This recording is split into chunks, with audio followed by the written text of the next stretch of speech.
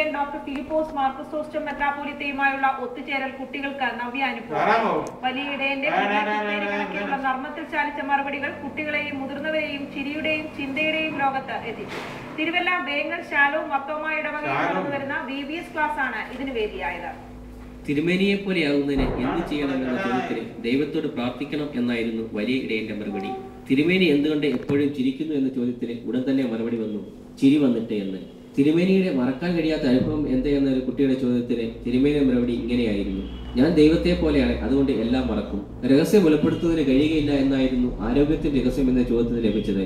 തുടർന്ന് തിരുമേനി തന്നെ പറഞ്ഞു, സമാധാനം, സന്തോഷം, ദൈവത്തോടുള്ള വിശ്വാസം എന്നിവ ആരോഗ്യത്തിന്റെ രഹസ്യമാണ്. കുട്ടികളും മുതിർന്നവരും ചോദിച്ച എല്ലാ ചോദ്യങ്ങൾക്കും നർമ്മത്തിൽ ചാലിച്ച മറുപടിയാണ് വലിയ ഇടയനിൽ നിന്ന് ലഭിച്ചത്.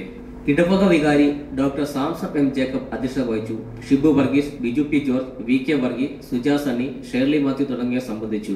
VBS വിദ്യാർത്ഥികൾക്ക് വേറിട്ട അനുഭവമായിരുന്നു വലിയ തിരുമേനിക്കൊപ്പമുള്ള സായാഹ്നം. ACB news Thiruvalla.